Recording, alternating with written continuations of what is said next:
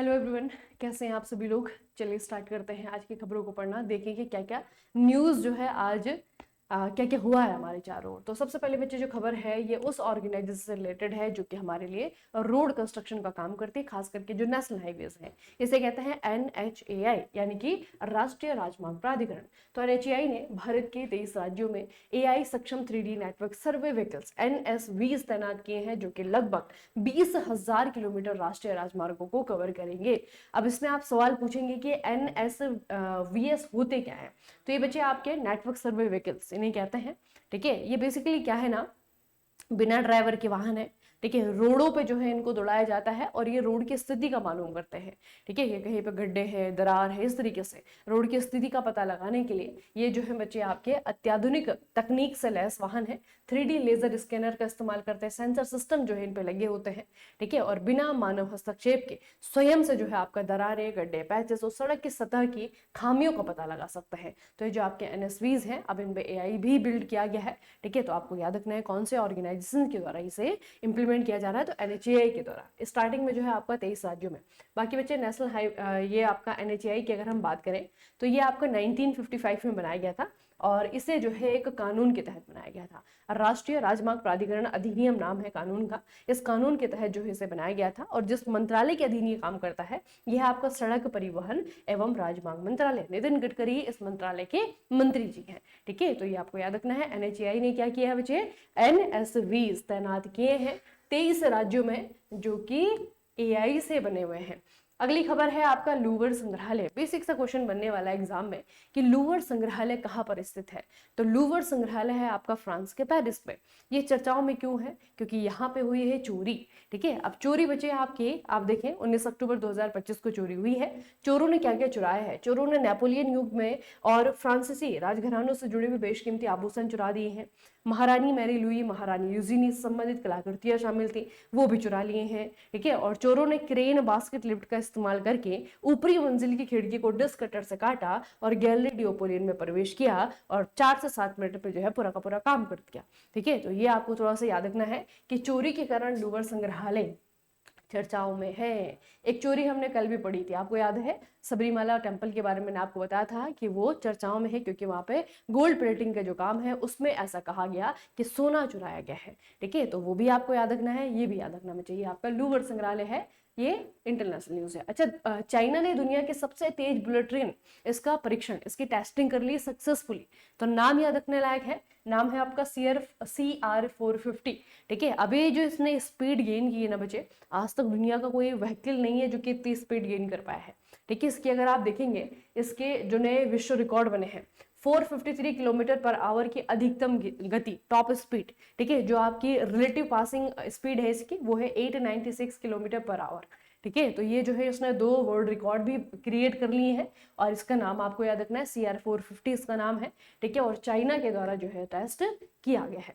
अगला बच्चे आपका उत्तराखंड है। उत्तराखंड 1 दिसंबर 2025 से अन्य राज्यों से आने वाले वाहनों पर ग्रीन टैक्स लगाना शुरू करेगा। ठीक है, आपको प्रश्न पूछा जाएगा हाल ही में कौन से राज्य ने कौन से राज्य की सरकार ने अपने स्टेट को बचाने के लिए ग्रीन टैक्स लागू किया है। तो ये क्या है, उत्तराखंड की सरकार ने। अब उत्तराखंड की सरकार ने कर तो लिया है। ठीक है, अभी क्यों किया होगा, क्योंकि बच्चे बाहर से जो वाहन आते हैं वो हमारे स्टेट में आते हैं और ऑब्वियस सी बात है कि वाहनों से निकलता है आपका प्रदूषण। ठीक है, प्रदूषण होता है। अब स्टेट अगर आप देखेंगे उत्तराखंड को तो ये हिमालयन स्टेट है। हिमाचल प्रदेश, उत्तराखंड, आपका जम्मू कश्मीर, ये सारे के सारे हिमालयन स्टेट हैं और ये जो है बहुत ही सेंसिटिव जोन है। ठीक है, तो अब ये सेंसिटिव इलाके हैं, सरकार को अब समझ में आ रहा है। ठीक है, लेकिन ये बस कहते हैं ना हाथी के दांत दिखाने की कुछ और खाने की कुछ और, वही वाली खबर है बच्ची ये। ठीक है, आप अगर देखेंगे रेट तो विभिन्न वाहन श्रेणियों के लिए अलग अलग दरें तय की गई हैं। छोटे वाहन के लिए 80 रुपए है, छोटे मालवाहक वाहनों के लिए 250 रुपए है, बसों के लिए 140 रुपए है, ट्रकों के लिए 120 रुपए से लेकर के 700 रुपए तक का रखा गया है। ठीक है, तो जिसको उत्तराखंड आना होगा बच्चे इसलिए नहीं आएगा कि 80 रुपए देने पड़ेंगे मुझे, जितना वो इतना खर्चा करेगा 80 रुपए और दे देगा। ठीक है, लेकिन सरकार का एक नया तरीका है खुद का रेवेन्यू जनरेट करने का, है ना, ये मैं कहूंगी इसे। ठीक है, ग्रीन टैक्स से नहीं होगा बच्चे। उत्तराखंड की स्थिति, हिमाचल प्रदेश की स्थिति बहुत खराब है इस वक्त। ठीक है, और वो है हमारे विकासात्मक कार्यों की वजह से। जिस तरीके से यहाँ पे इंफ्रास्ट्रक्चर को बढ़ाया जा रहा है, ऐसा नहीं कि इंफ्रास्ट्रक्चर बढ़ाना गलत है, लेकिन तरीका है ना। हर जगह को जो है, हर जगह के साथ में एक जैसा डील नहीं होता है ना। जैसे काम आपका यूपी में किया जा रहा है, बुंदेलखंड वाले क्षेत्र में किया जा रहा है, वैसा काम जो है गुजरात के तटों पे नहीं किया जा सकता, ठीक है। वैसा काम जो है आपका उत्तराखंड के पहाड़ों में नहीं किया जा सकता। हर जगह को डील करने के लिए अलग अप्रोच होनी चाहिए गवर्नमेंट की, जो कि नहीं है, ठीक है। जिसका रीजन या फिर जिसका खामियाजा हमने इस मानसून सीजन में देखा। आप लोगों ने देखा होगा पंजाब, उत्तराखंड, हिमाचल प्रदेश, है ना, किस तरीके से जो है जो फ्लैश फ्लड देखने को मिली है, ठीक है। और आने वाले समय में तो बच्चों बहुत बदतर स्थिति होने वाली है। ग्लेशियर बहुत बुरी तरीके से जो है आप पिघल रहे हैं, ठीक है। ये जो पीने वाला पानी है ना, बहुत सारी स्टेट जो है ऑलरेडी पीने के पानी की कमी को झेल रहा है, पीने का पानी जो है खरीद रहा है, ठीक है। अब आने वाले समय में जिनको मिल रहा है वो भी नहीं मिलने वाला, ठीक है। तो ये जो है आपका सोचने वाली बात है, और सिर्फ सोचने वाली ही बात है, क्योंकि कोई कुछ कर तो रहा नहीं है इसके लिए।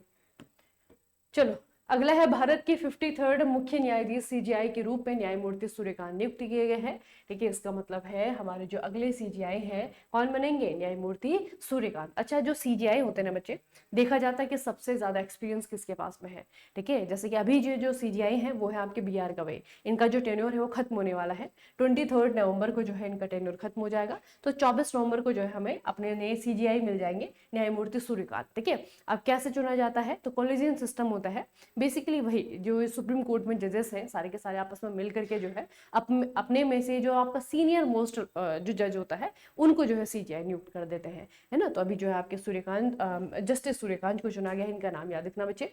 और सीजीआई की नियुक्ति जो है आपका ये कौन से आर्टिकल में आता है, 124 में, ठीक है, अनुच्छेद 124 में।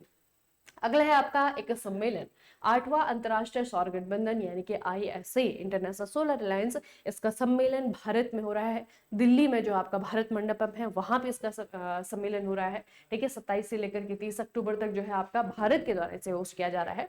भारत की अगर हम सोलर कैपेसिटी की बात करें तो लगभग 125 गीगावाट सौर क्षमता के साथ भारत दुनिया का तीसरा सबसे बड़ा सौर उत्पादक है, और नवीकरणीय ऊर्जा विकास के लिए विश्व का दूसरा सबसे बड़ा बाजार भी है, ठीक है। तो second largest market for renewable energy, ठीक है, और लार्जेस्ट सोलर प्रोड्यूसर, ये आपको याद रखना है बच्चे, ठीक है। भारत दुनिया का तीसरा सबसे बड़ा सौर उत्पादक है। तो ये जो है आपका इंटरनेशनल सोलर अलायंस, इस बार इसका जो सम्मेलन है वो भारत के द्वारा होस्ट किया जा रहा है। एक और सम्मेलन हमें याद रखना है, ये है आपका अंकटाड, यूनाइटेड नेशन का conference on trade and development. ये आपका व्यापार से संबंधित बच्चे यूनाइटेड नेशन का विंग है, उसकी एक शाखा है।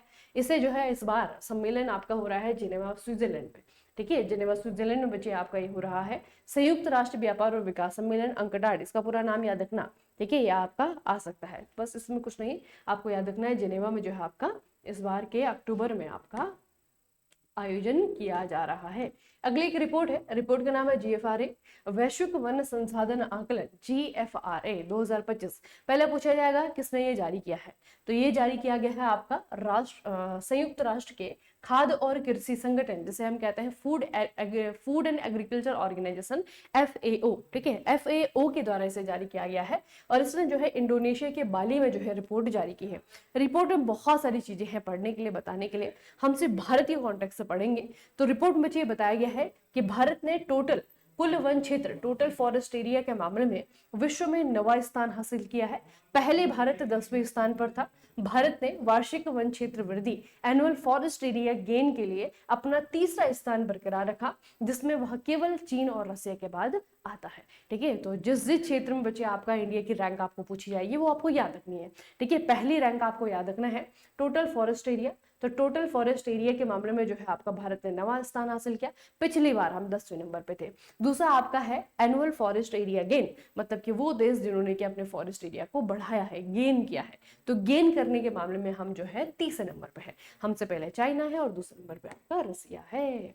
अगला है बच्चे आपका ग्लोबल एयरफोर्स रैंकिंग 2025, ठीक है। अब ये ग्लोबल एयरफोर्स रैंकिंग क्या करती है, ये अलग अलग देशों की एयरफोर्स की पावर को रैंक करती है, ठीक है। भारतीय वायुसेना लगभग 69.4 की समग्र 12 रेटिंग के साथ में विश्व स्तर पर 6ठे स्थान पर है, जबकि चाइना की पीपल्स लिबरेशन आर्मी एयरफोर्स 58.1 के साथ में 7वें नंबर पर है। शीर्ष वायुसेना में संयुक्त राष्ट्र अमेरिका की है, ठीक है। अमेरिकी नौसेना, रूसी वायुसेना, सबसे कम रैंक वाली वायुसेना अफगानिस्तान की है, सीरिया की है, अल्बेनिया की है। तो इसको याद रखना थोड़ा सा। भारत की रैंक आप याद रखेंगे, हम जो है 6वें नंबर पे है, चाइना हमसे पीछे है। ठीक है, तो दुनिया की 6 सबसे शक्तिशाली सेनाएं कौन सी है बच्चे? संयुक्त राष्ट्र ये अमेरिका क्या है? अमेरिकी वायुसेना है। ठीक है, आपकी जो है संयुक्त राज्य अमेरिका की नौसेना है, फिर रूसी वायुसेना है, फिर आपका संयुक्त राज्य अमेरिका की सेना है, यूनाइटेड स्टेट के मरीन कॉर्प्स है, और फिर आपका भारतीय वायुसेना है।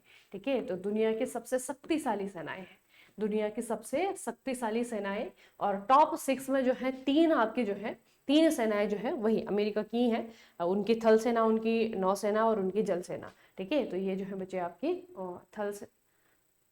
थल नभ जल है ना, तो तीनों जो है उसकी है, वायु भी है, नौसेना भी है, और अमेरिका की सेना भी है, 1 और 2nd और 4th प्लेस पे। ठीक है, आपको भारत का भी याद रखना, ये आपका भारतीय वायुसेना है 6वें नंबर पे।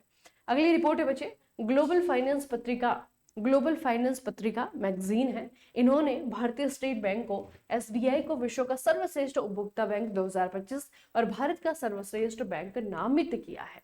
ग्लोबल फाइनेंस न्यूयॉर्क स्थित एक प्रतिष्ठित अंतर्राष्ट्रीय पत्रिका है जो हर वर्ष प्रदर्शन, नवाचार और ग्राहक सेवा में उत्कृष्टता दिखाने वाले बैंकों को सम्मानित करती है।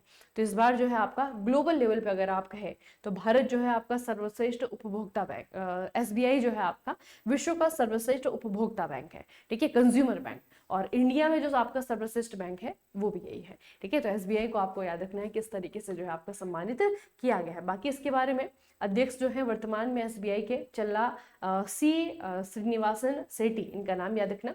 स्थापना 1 जुलाई 1955 को ही है। हेडक्वार्टर वैसे इसका मुंबई में है। ठीक है, और राष्ट्रीयकरण से पहले इसका नाम क्या था? इंपीरियल बैंक ऑफ इंडिया इसका नाम था। ठीक है, और राष्ट्रीयकरण कब हुआ है? 1955 में हुआ, 1955 में हुआ है। तो इतना जो है इसके बारे में स्टैटिक चीजें आपको याद रखनी है। और ये जो है इसका करंट आपको याद रखना है कि विश्व का सर्वश्रेष्ठ उपभोक्ता बैंक कौन बना है बच्चे? एसबीआई बना है। और किसने ये टैग दिया है? ये है आपका ग्लोबल फाइनेंस पत्रिका। ठीक है, तो चलिए आज की खबरों को यहीं पे एंड करते हैं। आपको कौन कौन सी खबरें याद रखनी है? वैसे तो 3 हमने रिपोर्ट पढ़ ली है आज, है ना, 3 रिपोर्ट पढ़ ली है।